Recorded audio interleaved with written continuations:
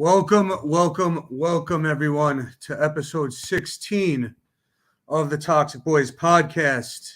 On a little bit of a late, this ended up coming together very late. 5 minutes before tip off. Jay from Florida and Poppa Left are out with non-COVID related illnesses. Take that for what it is. Take that as it may. But Poppa Left and J from Florida are out with non-COVID related illnesses. So now I have to do basically the YouTube, and I got to do the spaces, and I got to do all this stuff. Shout out JJ in the chat. What's going on, JJ? How we doing? Hope everyone's enjoying their Tuesday. I'm just trying to get things a little situated, make sure everything's good to go. As you guys see, I'm going to be taking calls a little bit later in the show. I'm going to do my monologue. I'm going to go do my rant, but then I'm going to take calls. As you see in the Jumbotron, that is the YouTube channel. If you would be so kind enough to go subscribe to the YouTube channel, like it, share it, whatever it is, the more we get this going, the better things will be.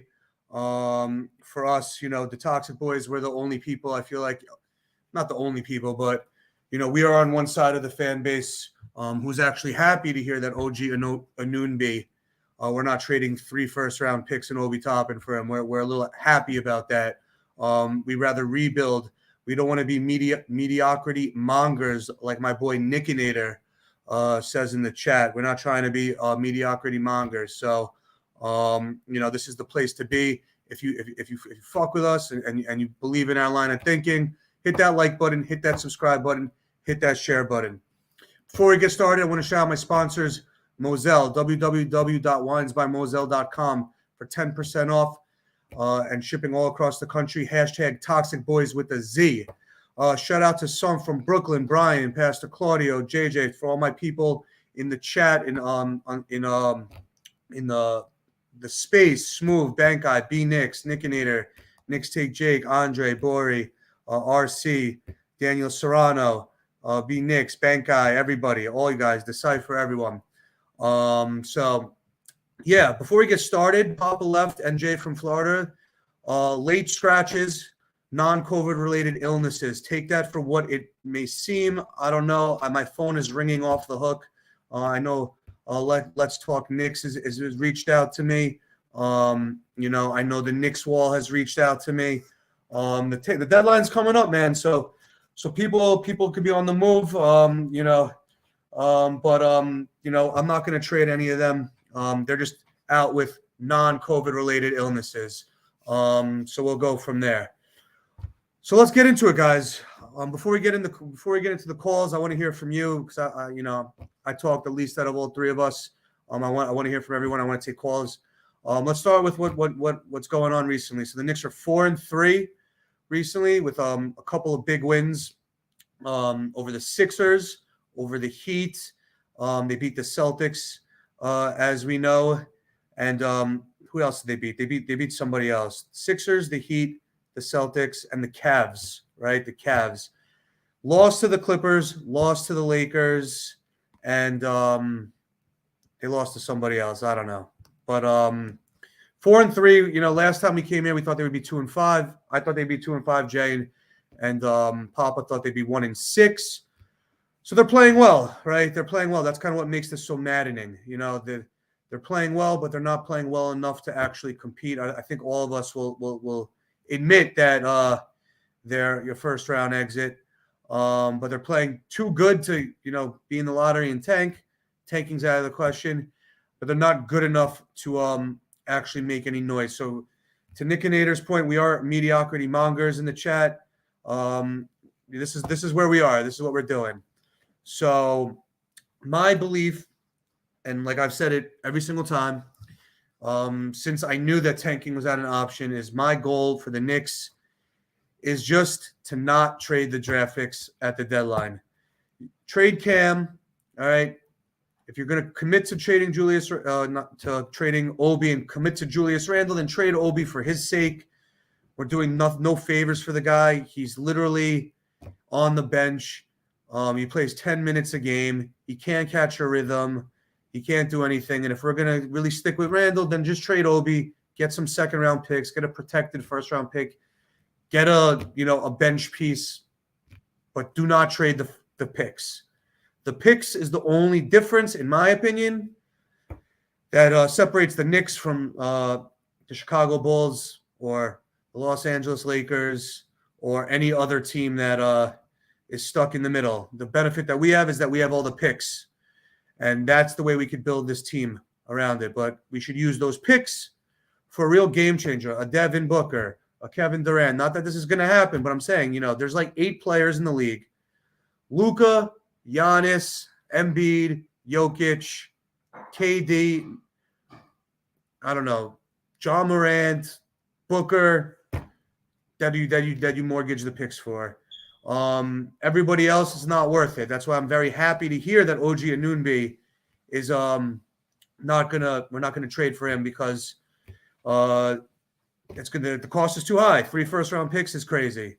It's absolutely fucking crazy. But my take is the same, man. My take has been the same the entire time. I don't flip-flop. I don't do anything. I've said it to begin with. This team is a 42 and 40 win team. At its peak, it's a 46 win team. At its ultimate bottom, it's a 36 win team. You just know that you're going to be anywhere between the 6 seed and the 9 seed, and you're just going to play someone that's going to definitely bounce us out in the first round of the playoffs. And if for whatever miraculous reason Embiid gets hurt in the first round or someone gets hurt and we sneak out or whatever, we're washed in the second round. But that is what it is. Salute to everyone in the chat. Fritz Alcinder, salute to you, my guy. Pastor Claudio again, JM30s. Get that likes up. Get those likes up, guys. I'm on the solo dolo. I got the Toxic Boys Spaces. I got the YouTube. I'm trying to do all this by myself. And literally my guys have non-COVID related illnesses 5 minutes before this. So I'm doing the best I can. I'm going to take calls in a second, but if you haven't already seen on the Jumbotron, we have the YouTube channel. Sign up to the YouTube channel. Like, subscribe, share. Get that all up. I see my boy Cash is in the chat. Salute to you, Cassius. What's good, homie? Happy birthday. Put a hashtag Cassius in the YouTube chat for my boy Cassius. So 4-3, we overachieved in the 7-game time frame. Like I said, Jaylen Brown hits a free throw. Tyler Hero hits a shot. Donovan Mitchell has some legs, and it's a completely different story. But can't complain. We take what we could get. We move on. So what I'm going to do now is I'm going to give my trade deadline talks, my win now rebuild thing. I want to make sure we got everything handled. And I'm going to take some calls. I'm going to go to Smooth, then I'm going to go to Jeremy next, right? So again, during the trade deadline, I just don't want to trade the picks. You want to upgrade the team? Upgrade the team. Trade Obi. I'm against trading Obi. I'm trying to trade Julius Randle. I'm trying to trade him at his highest value. I don't see why Masai Ujiri is allowed to trade OG Anunoby at his highest value, right? I'm hearing talks that the Suns are putting packages together, trying to potentially, blow it up or whatever, and trade their players at their highest value. I'm hearing, a lot of Danny Ainge trying to trade whatever pieces he has. Everyone else is allowed to trade their players at their highest value besides the Knicks. Well, why are we not allowed to do that? Why are we not allowed to go through the rebuild? It's exhausting. It's bullshit. And in my opinion, if there's one thing to take away from my take, it's that the reason why it's been 23 years since the Knicks have won anything is because we've never put in the work. We never made to make the difficult decisions. We never had to sacrifice our present for the future. Every time we have a little 500 win thing, or we win 3 games in a row, or we beat a team. Now everybody wants to mortgage the farm to bring in OG Anunoby, just like we brought in Zach Randolph, just like we signed Eddie Curry. Just like the Stephon Marbury trade. I can go down the list. Bargnani, Jerome James, all this stuff. We never actually commit to the rebuilding direction. We rebuilt 1 year, and the only reason we rebuilt that year is because we struck out on KD. We haven't really put in the work. And I think a lot of that has to do with the fans. the fans put a lot of pressure on the front office to constantly compete. And the front office are in the position where they got to keep their jobs. And, Dolan has to bring over that shareholder value and get that playoff revenue, which I'm going to discuss tomorrow when I go through the earnings report. So we never rebuild. Just because you rebuilt and tanked 1 year with RJ Barrett doesn't mean you're actually rebuilding. It's a 3 to 5 year process. And, I just feel like we never go through that process. So what we're going to do is we're going to trade picks. Thank God Leon Rose is not a complete fucking moron and not trading 3 picks like half of Knicks Twitter for OG. But we're going to end up trading the picks, some of the picks, for a win now move that's not going to get us over the hump. Again, if it's not those top 8 players, I'm not interested in that. All right. Salute to who else is joining us? Natty Light. I am on the Solo Dolo tonight, Natty Light. That was my beer of choice when I was in Binghamton. I used to funnel like 15 beers a night. It was fucking crazy, but that's a different story. We'll go into that. Before I get to Smooth, we got a question in the chat by H.J. Smith. What up, Ari? The Knicks do make a win now move. Which one would you be most in favor of? I know you're not a fan of the OG one, but what about a small move? Well, listen, I think you got to get rid of Cam Reddish for his sake and just to get rid of the distraction, just so I have to stop. Listen, I think Cam Reddish is a good player. I think he's a good player. But I hate the Cam Hive. I'm sorry. My two co-hosts are Cam Hive. I really don't like the Cam Hive because they talk about this guy like he's Scottie fucking Pippen, when literally he's the very inconsistent player, but he does have a lot of potential. He does deserve to play on the Knicks. What Tibbs is doing to Obi and Cam Reddish is criminal. But enough with this Cam talk, man. Let's just trade him, get 2 second-round picks, call it a day. That's my move, H.J. Smith. I'd move Cam for 2 second-round picks. If you are going to commit to Julius Randle, which, again, I think would be the biggest mistake that this front office, the Leon Rose front office, makes, is by committing to Julius Randle. But if you are, trade Obi Toppin. See what you can get for Obi Toppin. I would do everything in my power to get a protected first-round pick for him. If I'm not going to get a protected first-round pick for him, which I think is highly unlikely because the Knicks and Tom Thibodeau have decreased this guy's value so much by not playing him, get me second-rounders or get me a player that could at least come off the bench and play some defense, some rotation minutes. Maybe trade Derrick Rose for a backup. But those are the type of moves I'm looking at, H.J. Smith. Getting rid of Cam's 2 second-rounders, getting rid of Obi, whatever draft compensation you can get for him, or get a backup, a role player that's on a team-friendly deal or a contract that's expiring at the end of this year. So you have that flexibility is where I'm going to go with that. Great take. H, I haven't seen you in the chat. Subscribe, bro. I'll make you a mod. Just maybe I'll make you a mod. All right, so let's get into the calls. Smooth, unmute your mic. What's going on? Give me your take and give me your question. Yo, what's up, bro? Can you hear me? I could hear you loud and clear. I don't know if the YouTube channel could hear you, but I could hear you loud and clear. All right, solid. So I think when it comes to the trade deadline, I just kind of feel like they're just going to get rid of Cam Reddish and maybe a Derrick Rose and Fournier. I think those are probably my best bet in terms of just who they're trying to move off. I would say get back a veteran guard, maybe like a Gary Harris or something like that, just to kind of take some of the minutes away from Brunson so he's not playing close to 40 minutes. As far as a wing player or a Bones Highland, right? Like something like that, because Denver's looking to move him. I would say if you're going to get a wing player, depending on what Phoenix does, if they decide to maybe break it down, I'm a big Devin Booker fan, but obviously I'm realistic. It's not going to happen. But if you're looking for a wing, I would definitely consider Miles Bridges because that guy can play the 2, the 3, and maybe the 4 if you're going to go wing. But again, we'll have to kind of see what happens with Phoenix. My question to you is, what if the Knicks go a second straight trade deadline without making any moves at all? Because you notice that the bench has been playing a lot better. Obviously, the team is above expectations, and a very winnable game tonight.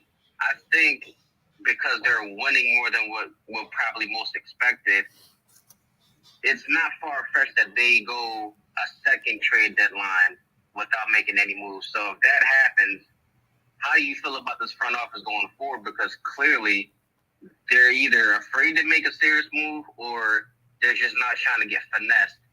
And, that's just my take, brother. So I just wanted to make sure I came through and showed you and Toxic Boy some love as well. And as always, I'm fighting the good fight with y'all. Fire Tom Thibodeau, fire Leon Rose. And y'all know the vibes, man. Y'all have a good one. Salute to you, Smooth. Appreciate that. I like all those players. Like, again, I haven't done the due diligence on what cheap moves we could make. You said Miles Bridges or Mikal Bridges, Smooth? Mikal Bridges, I'm sorry. Okay. Yeah. Okay.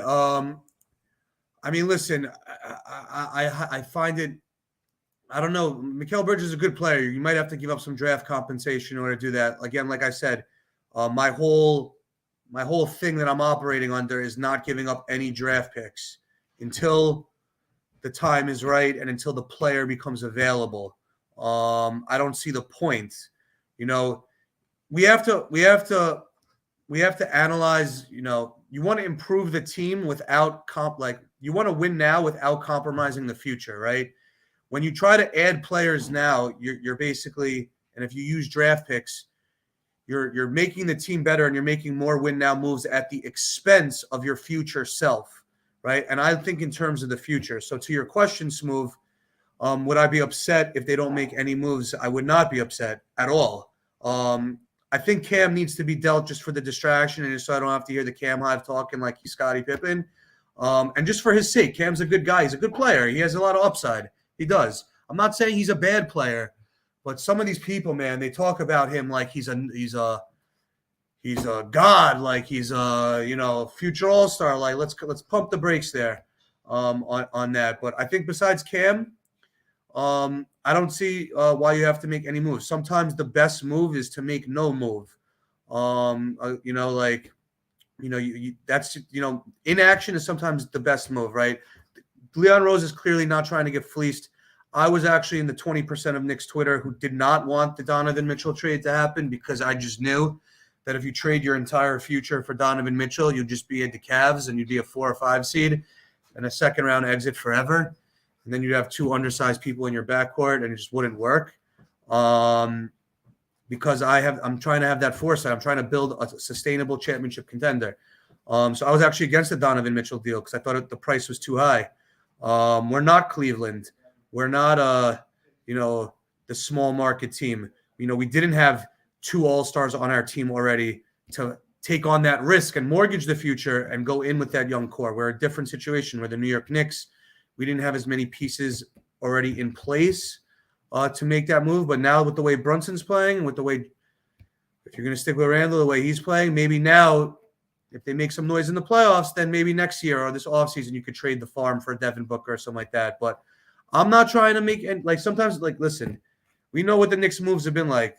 Making no move is better than making a bad move because what moves are out there that is really going to take us – forget about to a championship, but what move is out there? Anyone in the YouTube chat, tell me a move right now that's available that's going to help us get out of the first round of the playoffs.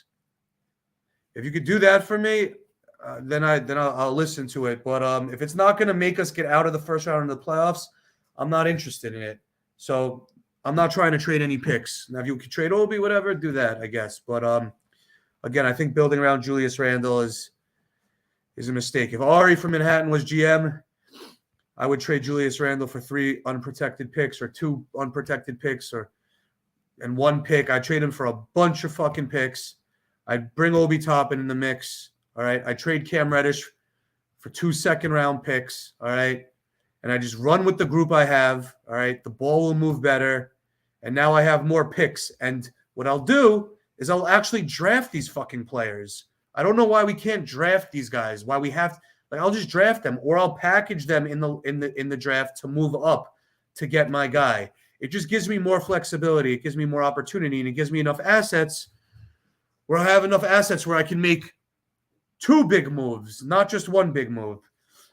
Like I said, man, with the collective bargaining agreement being the way it is, and just with free agency being sort of dead, and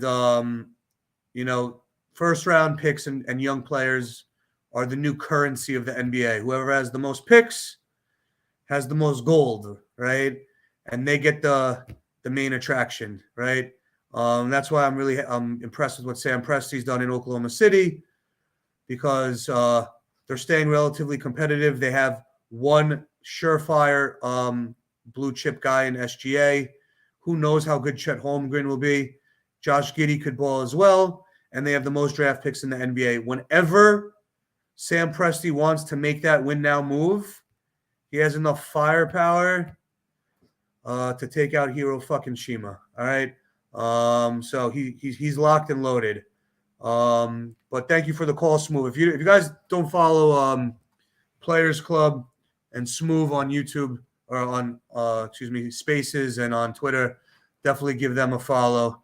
Nick Lounge, all that stuff. They're my guys. All right, next call. We're gonna take Jeremy. Jeremy, I'm bringing you up right now. Anyone in Twitter, I'm taking calls, all right? I can't talk too much. I'm not Poppa Left. I can't monopolize the conversation and just run with it, right? So I need you guys to call in. So hold on. I'm bringing you up, Jeremy. All right, Jeremy, talk to me. What's going on? How we doing? Hey, Ari. Thanks for having me on. Big fan of the Toxic Boys, as you know. I'll keep it really short. I think there's one obvious move for this organization to make. Was obvious to me, but I would trade Julius Randle for and salary filler for DeAndre Ayton. And I don't even think you need to attach picks. And I don't think people understand how good Ayton's game is, and like he just needs a different role. And maybe, especially if you're going to keep Tibbs around in a Tibbs type offense, I think that's a move that makes RJ better. It allows you to play Obi, allows you to get more out of the rest of your team. Maybe it's a controversial take, but that's mine. All right. Thanks. Salute to you, Jeremy. Toxic Boys claims Jeremy, and we claim everyone else in the chat. So salute to Jeremy. Jeremy, what's Ayton's contract look like? He's making about $33 million a year, I think, and Randall's at 27, 28. So okay, maybe yeah. And he's how many years left on his deal? He has 4 years on his deal. He just signed the rookie max extension. All right. Listen, I mean, I think it would be a better fit for the Knicks. I don't know what you do with Mitchell Robinson then afterwards, because I think they both play the 5. Maybe you could play Ayton at the 4, Mitch at the 5. The only issue I have with that is that it doesn't give you the picks, and it doesn't give you the cap flexibility per se to make other moves. I'm trying to think of it from the lines that, like, if we get 3 picks, now we have enough. Like, the reason why Leon Rose didn't make that Donovan Mitchell trade, in my opinion, is because he knew that if he made that trade, the team would be so gutted that they wouldn't have any opportunity to really improve the team after that, right? And they would just be stuck in purgatory, but like Chicago Bulls purgatory, where like you don't have any draft picks and like you're stuck with the situation you are. So I think that's why he didn't do it. It's an interesting take. I'm not going to knock it. I'm not going to say I don't like it, but if I was trading Julius Randle, I'm going for picks, or I'm using him as a piece plus picks to get a Devin Booker or something like that. The only problem with that is that the teams that have the superstars, what they end up doing is they don't want max contract like all-stars. They want young players and picks, because that's how you rebuild. You rebuild by getting young players and picks. They're trying to lose, basically. They're trying to lose and go through the rebuild and tank and get top draft picks and generational talent. And the only way I could see that happening is if it was like a kind of retool situation where, like, let's say Jaylen Brown next year wants to force his way out of Boston because he's not happy with being in the KD rumors and stuff like that. But Boston, what do you say? What about Embiid?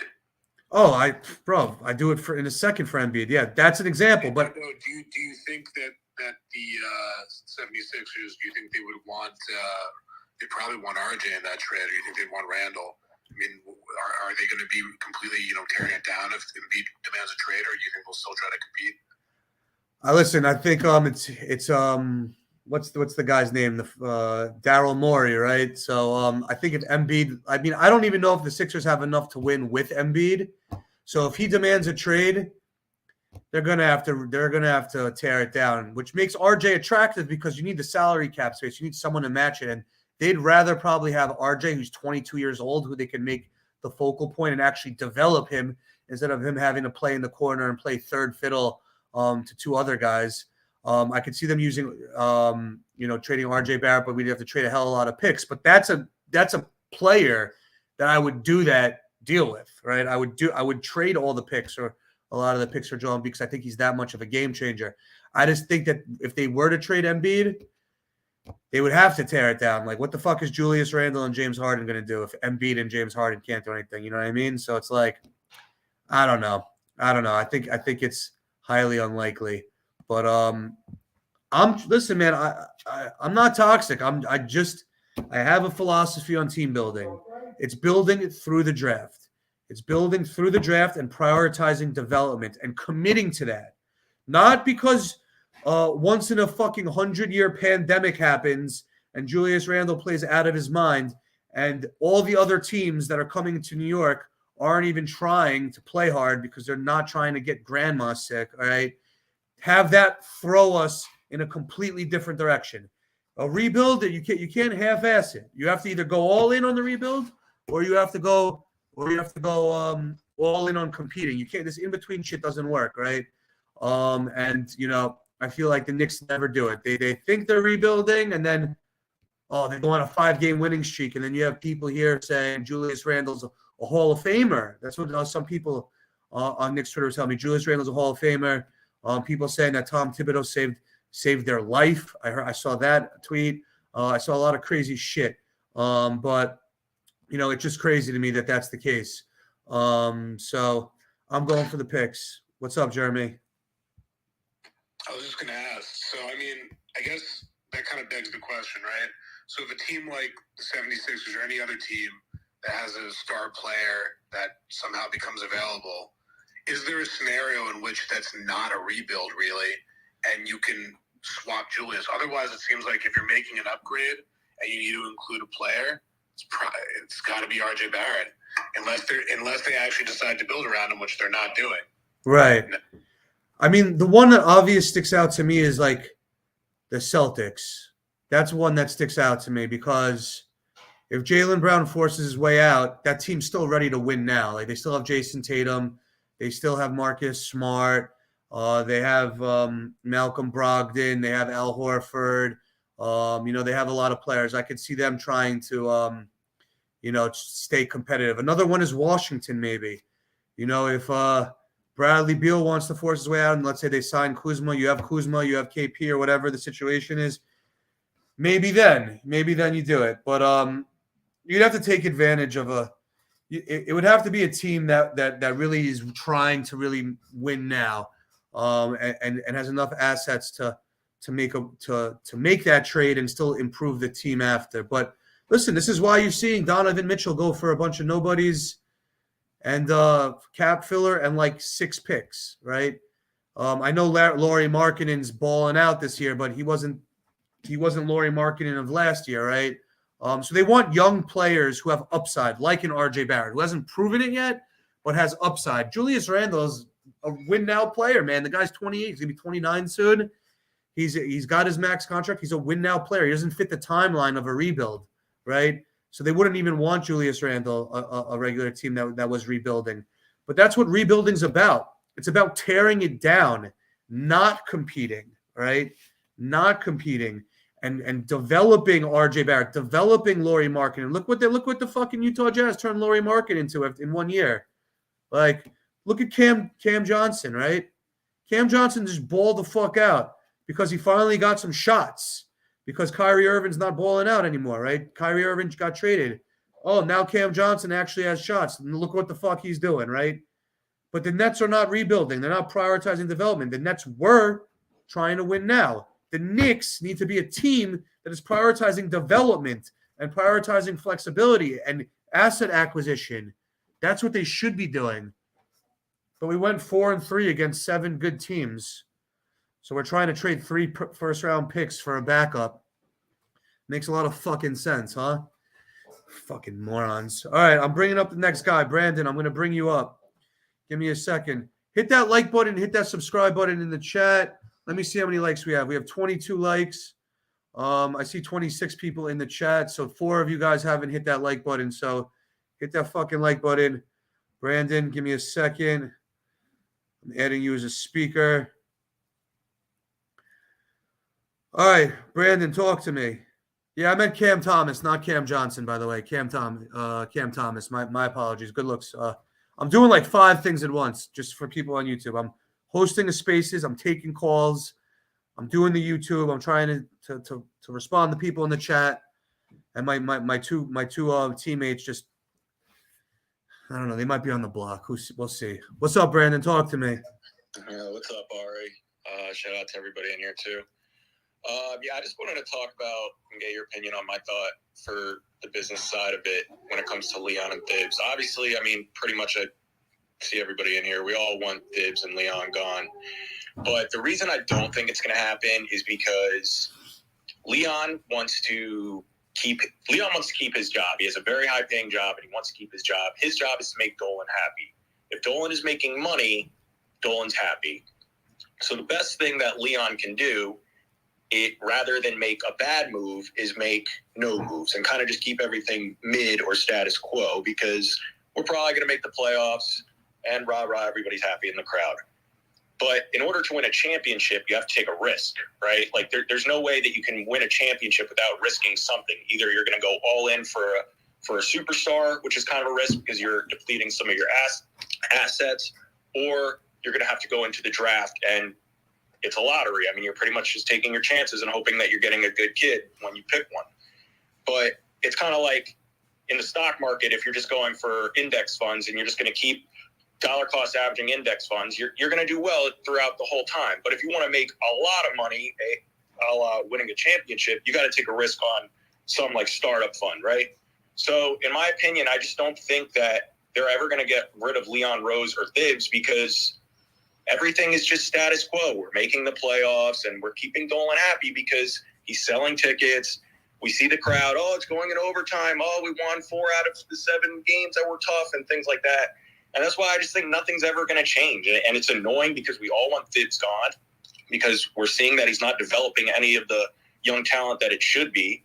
But I just think nothing's ever going to change, at least for the near future, because Dolan's making his money. So why would anybody change anything? So I was just wondering what your thoughts on that was. Listen, Brandon, you're preaching to the choir on that.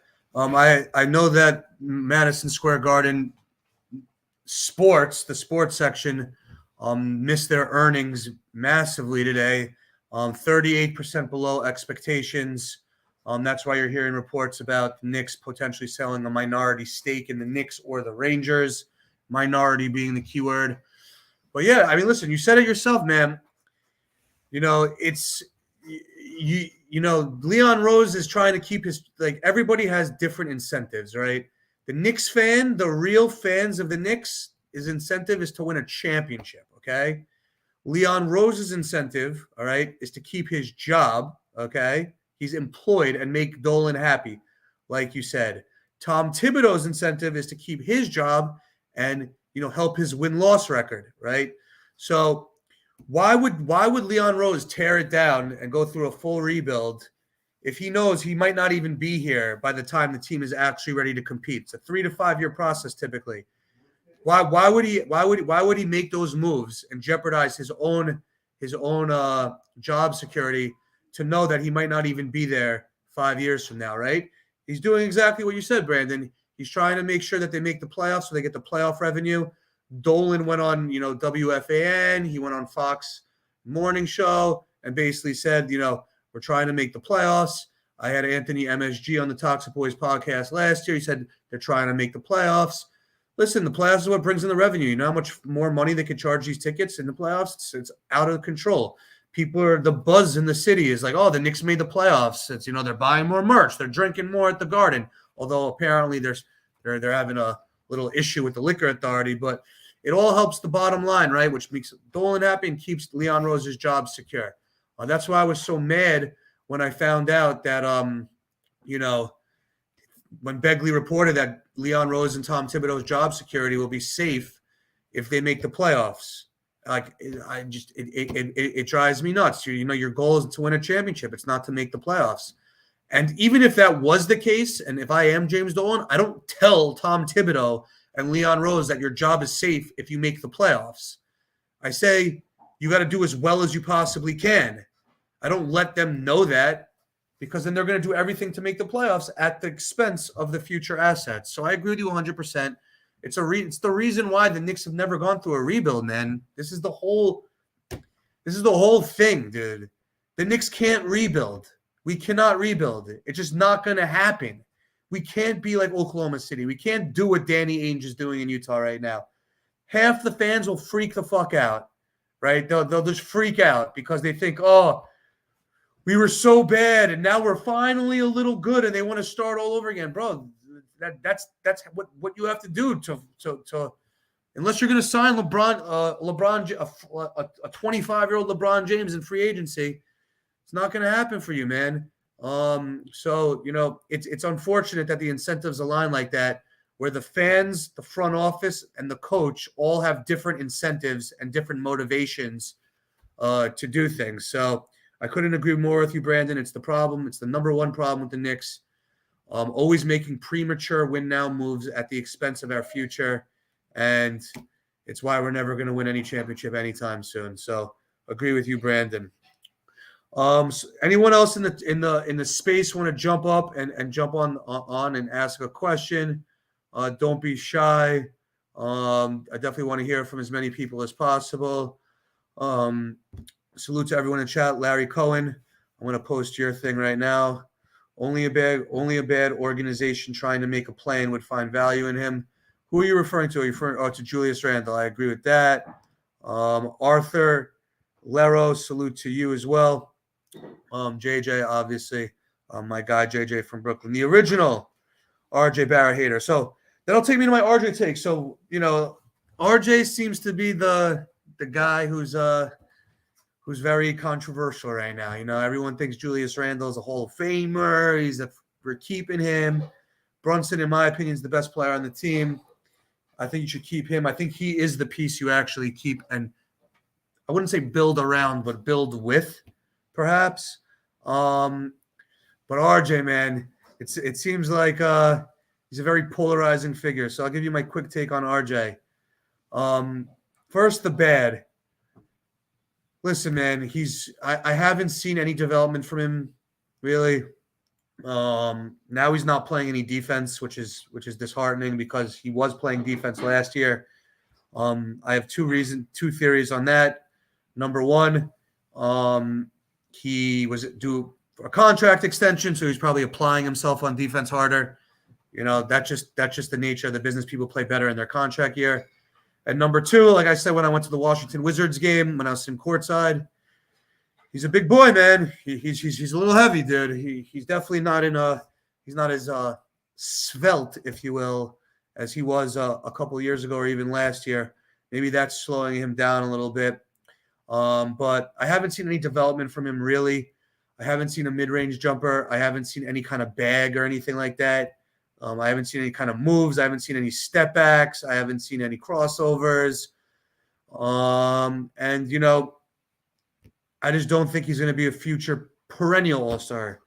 He may be an all-star in the future, but I don't think he's going to be like a John Morant or Zion. I don't think he's going to be like Luka, obviously, or anything like that. With that being said, I think sometimes he gets a little bad rep because of the high expectations of what comes with being the number 3 seed and being the highest draft pick the Knicks have had since Patrick Ewing, being the quote-unquote savior. I think his expectations are a lot higher than anyone else. Quentin Grimes is getting all this love because he's the 25th pick in the draft and he plays defense. if RJ Barrett was the 25th pick, people wouldn't be shitting on him as much as he is. So I think part of it has to do with high expectations. And more importantly, I think it's the lack of development. Like, listen, there's one thing, people say like he gets a lot of shots. Yes, he does get a lot of shots. He was the number one option that year before Julius came or whatever, or the number two option. Like, he was getting his reps and stuff like that. Granted, he was, right? He gets a lot of minutes, the most minutes on the team. So, but there's a lot more to the development than just playing and getting minutes, right? It's about how you're used in that, right? This is why I don't think the Brunson, RJ, Julius Randle fit. Those three work together because they're all one-on-one guys. They're all isolation scorers that are shoot-first players. And it doesn't work. Someone's got to be the Kevin Love, the spot-up guy. Someone got to be the Chris Bosh, right? Someone has to do that. And RJ Barrett doesn't have that. It doesn't have a Chris Bosh jumper. RJ Barrett doesn't have a Kevin Love three-point shot. You know what I'm saying? This is why you see the Knicks doing this my turn, your turn bullshit. This is also why you see the Knicks playing a lot better when only two out of the mid three are available. When all three of them are available, they're fucking trash. But when RJ's out and Randle and Brunson are playing, they're okay. When Randle's out and RJ and Brunson are playing, RJ drops 28 points or 30 points or something like that because he's in more of his scorer's role. When Brunson's out, it works a little better, right? There's only you got three cooks in the kitchen that can only handle two, right? If it's not going to work, if it's not going to work for LeBron, Dwayne Wade, and Chris Bosh, Bosh had to change his game completely in order to fit there. He was literally a spot-up shooter, right? And also, Bosh was playing like that stretch four position. Same thing with Kevin Love. Like, if anyone needs to actually change their game, it would be Julius Randle because it brings the big man out. It opens up the lanes for Brunson and RJ to drive. But, I think RJ's ceiling is never going to be perennial all-star. Can he sneak? Listen, if you look at RJ's stats, and I was doing this today, if you look at RJ's stats this year to Julius Randle's stats, when Julius Randle was 22, RJ has better stats than when Randle was 22. Randle's in his prime, like his actual prime. 28 and 29 is like your peak, okay? And Julius Randle was averaging 13 points a game on a relatively similar effective field goal percentage shooting, right? RJ's only 22. He has a lot more growth. Now, the ceiling, I think, is lower than the RJ fans want to admit because just from the eye test, he's not he doesn't have that fast twitch. He's not a freak athlete like John Morant. He can't shoot like, some of these players like Bradley Beal or anything. So I don't think he has a high ceiling. But I think the way that the Knicks are utilizing him, being that third fiddle, it's not the best way. It's not RJ Barrett's game. I wouldn't be surprised if he ends up demanding a trade down the line. He got his bag. He got his money. I wouldn't be surprised if he wants to end up getting traded. This roster doesn't fit. And shout out to Arthur. I'm going to highlight you're in the YouTube chat. This roster doesn't mesh well, and it doesn't. You got three redundant pieces. Shout out to Tommy D. I know you guys probably don't like Tommy D. I know he's a very polarizing figure, but he's true. It's right. We have three guys who need the ball in the hand. All three of them take 25 dribbles to get their own shot. All three of them are left-handed. All three of them are better when they're driving to the rim and when they're looking for their own bucket. It just doesn't fucking work. And this is why when one of them's out, the team works better, right? You call me toxic, call me whatever the fuck you want. I really don't give a shit what the fuck you think, just the facts. And I think Brunson's the best one out of all three of them. He's the point guard. He's the one that obviously helped Julius Randle the most. And to JJ's point, they aren't defenders either. Dwayne Wade could lock up, bro. LeBron was able to lock up. You know what I'm saying? Like none of them are defenders. And this is why when the Knicks hold their opponent under 109 points, they win all the games, right? The roster doesn't fucking fit as constructed when everyone's healthy. It fits enough to be the 7 or 8 seed. From what I know, they don't throw championship parades down Broadway for being the 7th or 8th seed unless you're on Knicks Twitter. which is sad. Personally, if it was me, I'm trading Randle right now because Randle's value is higher than RJ's value is right now. You trade the guy who has the most value, and there's also more hope for RJ. He's only 22 years old. Players get better. I think if RJ was to get traded to Utah tomorrow or to a team where he was the number one guy or whatever, again, I don't think he'd be an all-star, but I think his numbers and everything would be a lot better. I think he needs to drop some weight also. So that's my take on that. We have 8 minutes left before 7 o'clock. Does anyone else want to come up and do a call on the space? I'll be happy to do that. If not, I'm going to take some calls or some questions in the YouTube chat. If you have any questions, type in the YouTube chat what the questions are, and I'll answer that. All right, Killer Kamikaze. I see reports Knicks are not targeting OG. So who do you think the Knicks are targeting by the deadline? This is kind of Jeremy's point. I think they're trying to make cheap upgrades that don't require the Knicks trading picks, especially unprotected picks. I think they're looking for some bench pieces, some depth off the bench that could help them, not have to play Jalen Brunson, Julius Randle, and RJ Barrett 40 minutes a night. And I also think they're not targeting specific players. They're more targeting their own players that they're going to try to trade, like Cam and, if they commit to Julius, then Obi. Like if they trade Obi, I'm going to be really pissed because it's just a signal that the Knicks are invested in Julius Randle for the long haul. And that's just going to drive me crazy because you want your quote-unquote best player on your team to actually know how to play basketball in the last 2 minutes of a close game. Literally the worst field goal percentage out of any high-usage player in clutch time, 27%. Even yesterday, the dude turned the ball over twice and tripped over himself or whatever. I've never seen a player literally not be able to handle the clutch time like that as much in my life as Julius Randle, because it's the mental aspect of the game. You have to understand, guys, in the playoffs, he's going to be seeing exotic defenses, like defenses where he's getting double teamed from all different angles, right? Where their rotations are going to be sharp, where the other team is playing their hardest. I don't know about you guys, but James Harden took one fucking shot in the first half of that game against us. It looks like he was just coasting, all right? They looked like the Knicks won every 50-50 ball. They out-hustled and outworked the Philadelphia Sixers. That's not going to happen in the playoffs, guys. That's not going to happen in the playoffs. The other team is going to be engaged. Do I trust Julius Randle, the Knicks up by 1 with 1:40 seconds left against the Bucks or the Celtics or, I don't know, the fucking Sixers?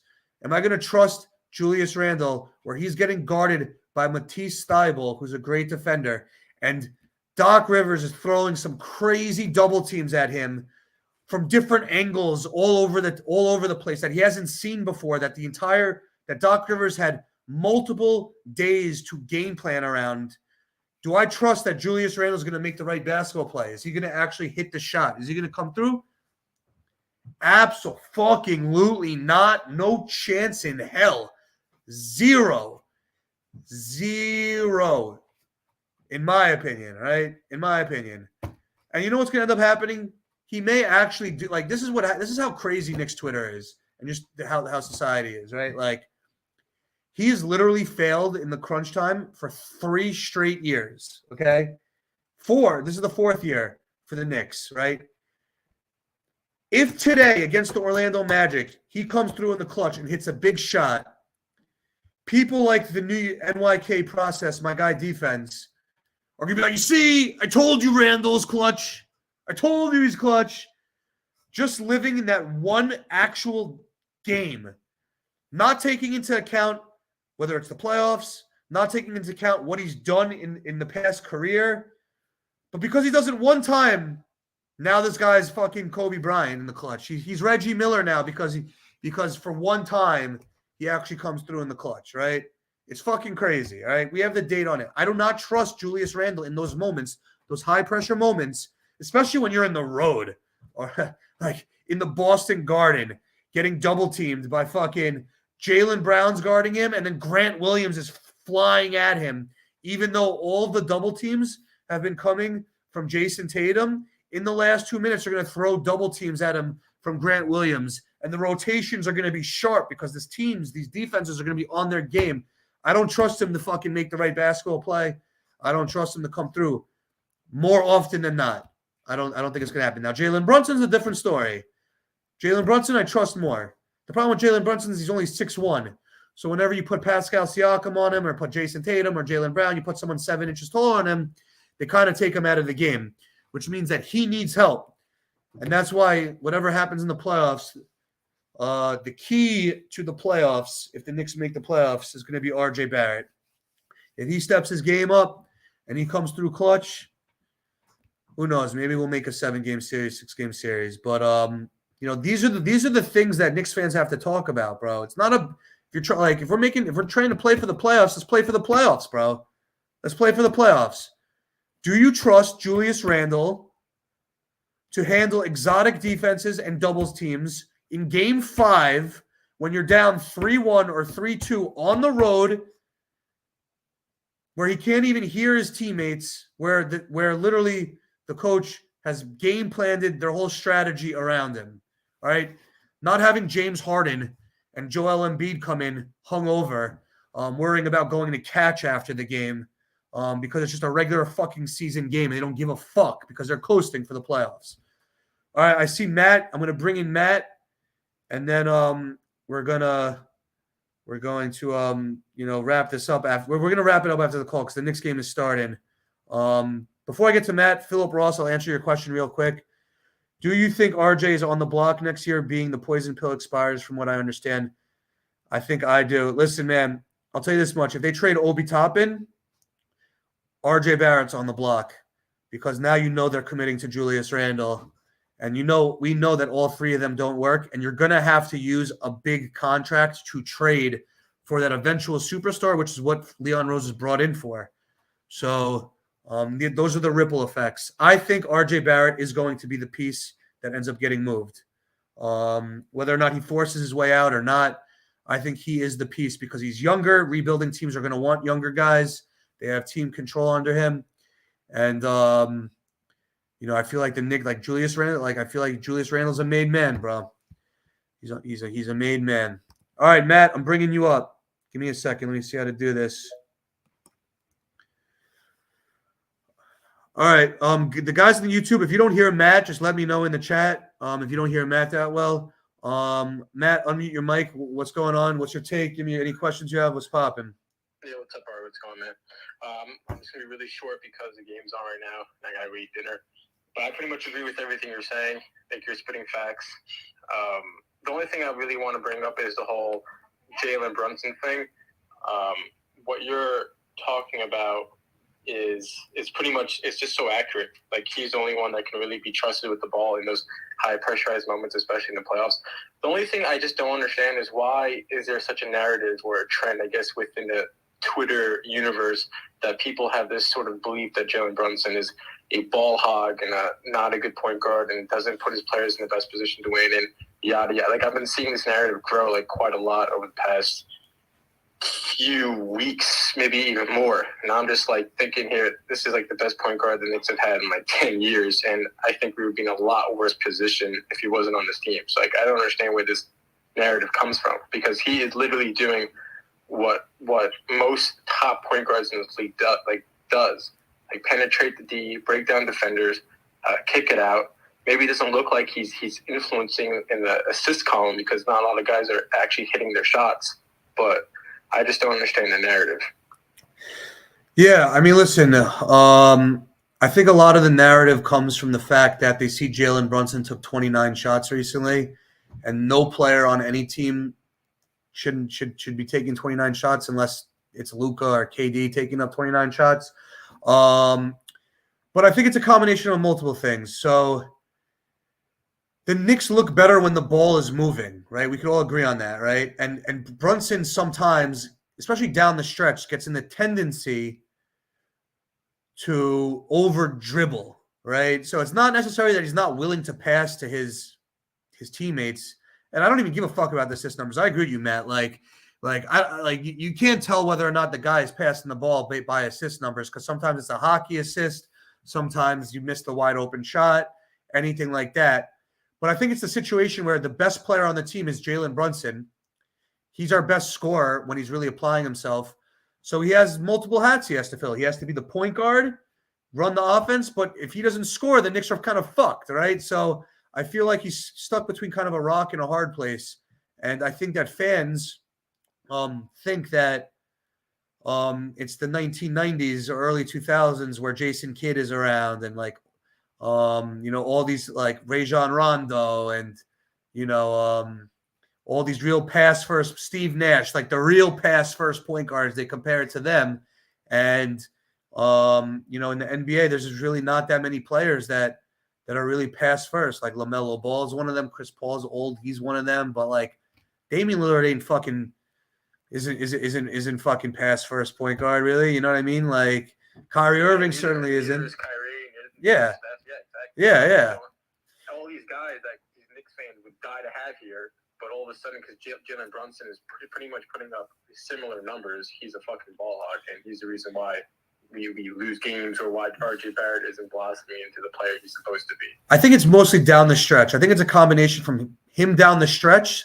Sometimes he doesn't pass the ball, and it's not even about just necessarily passing the ball. It's that he's dribbling too much. Like if he dribbles for 12 seconds out of the shot clock and then passes the ball, Knicks Twitter will still call him a ball hog because he's just dribbling the ball too much, right? So it's like, I think that's another thing. Like, especially down the stretch, he's always dribbling the ball, trying to get his own shot or whatever. He did it a couple of times recently. I forgot what game it was, where he went like ISO 4 times in a row, and they get frustrated on that. But again, I don't think Jalen Brunson's the problem. I think that he is a scorer first guard. That's what he's good at, man. Listen, that's what he's good at. That's why I feel like the Knicks would really benefit from having like I'm not saying Draymond Green, but like a point forward, a guy who could really just like move the ball. It's also about how fast you move the ball too, right? It's not like if Jalen Brunson's going to, like I just said, pass the ball, but he's going to take him 12 seconds to do it. Knicks Twitter and State's going to get up here and be like, my guy's a ball hog. The ball's not moving. And they got to blame somebody. But I like Brunson. I think he's a great pickup. I like his contract. I don't think he's the problem. I think it's the other all-star that's kind of the problem. But, that's for a different time, but a different take. But Matt, thank you for the support. Thank you for the call. We're gonna wrap this up now. So salute to everyone in the space. Shout out to all 33 of you. Salute to every one of you. If you guys already aren't subscribed or to the channel, it's on the Jumbotron right now. Subscribe to the channel. Once we get to 500 subs, we're gonna bring on guests. All the simps will get Ashley Nicole Moss eventually. She'll come in. We'll get JD, we'll get a bunch of people in, and then we'll start selling merch. We'll start we'll do more stuff, but we can't do it without you guys. So I appreciate all you Bankai B Knicks, Nickinator, my guy, nicest guy on Knicks Twitter, Knicks Take Jake, Hala Madrid, let's go Cristiano. Shout out to the ladies in the chat. Shout out to Nishi. Shout out to you, Sin, CT Pittman, one of the first supporters of Toxic Boys. Salute to you. Everyone in the YouTube chat, Philip Ross, Killer Kamikaze, JJ, what is that? Andre Montanez. I hope I didn't butcher your name. Shout out to you, Arthur. Everyone. Ari Rada on the solo dolos. Ari from Manhattan doing it up. Jay from Florida and Poppa Left are out with non-COVID related illnesses. Take that for what you may wish to take away from it. But I'm on the phones with Charlotte. I'm on the phones with I'm on Knicks Wall. I'm on the phone with Knicks Film School. We got this isn't just the Knicks trade deadline. Poppa Left and Jay from Florida may be on the block as well. But salute to everyone, guys. I hope you guys enjoyed it. I'll be hosting I'll be hosting Twitter Spaces tomorrow at 8 p.m. to go through the earnings report. To Brandon's point about the revenue, what's going on behind the scenes. What's going on with MSG, the Knicks, where they're getting their money from. I bet you didn't know that Bill Gates and his wife, I forgot his wife, Melinda Gates, are the highest and largest privately owned private shareholder in Madison Square Garden, but you didn't know that. You'll learn a lot about that and things about MSG Sphere, what they're trying to do with the playoffs and things like that tomorrow, 8 p.m. Definitely follow and be on the lookout for that space. To everyone on YouTube, support, like, subscribe, and share. Until next time, Ari from the Hat and Toxic Boys, we out. Deuces. Salute, guys. Appreciate it.